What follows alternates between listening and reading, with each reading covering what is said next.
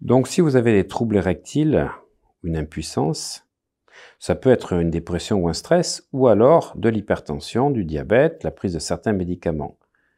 Mais si ce manque de désir est d'origine hormonale, cela s'explique par un faible taux de testostérone. C'est 5% des hommes de 20 à 30 ans, 20% des hommes de 60 à 70 ans et 30% de ceux de plus de 70 ans.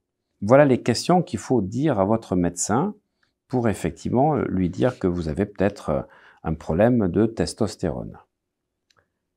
Vous n'avez plus de désir sexuel, vous manquez d'énergie, vous souffrez de troubles du sommeil, vous avez moins de force musculaire, vous avez du mal à vous concentrer, vous avez pris du poids, vous perdez vos cheveux, vous n'avez pas d'orgasme, vos seins, que vous soyez homme ou femme, ont grossi, vous avez une bouée autour du ventre, vous perdez vos poils, vous êtes fatigué, vous êtes dépressif, vous avez eu des fractures ou des tassements vertébraux, et si vous êtes un homme, vous souffrez de problèmes de l'érection. Si à ces propositions, vous avez répondu oui à plus de 5, vous souffrez certainement d'un déséquilibre en testostérone. Alors, naturellement, l'homme ne produit pas trop de testostérone, sauf s'il utilise des médicaments à base de testostérone. Et attention, comme je disais, aux cancers hormonodépendants, comme celui de la prostate, au risque d'agressivité, mais surtout de formation de caillots sanguins.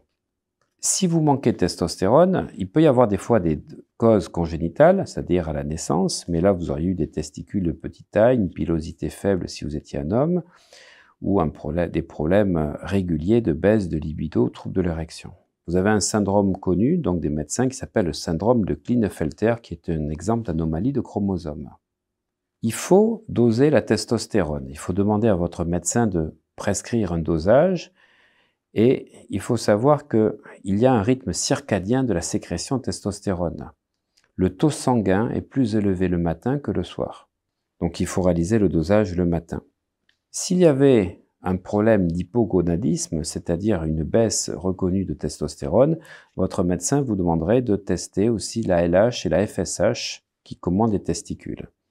Si LH et FSH sont élevés, effectivement, l'hypophyse a reconnu un manque de testostérone et il s'agit d'une insuffisance testiculaire. S'ils sont diminués, le manque de testostérone est là lié à une maladie de l'hypophyse. Il faudra réaliser une IRM.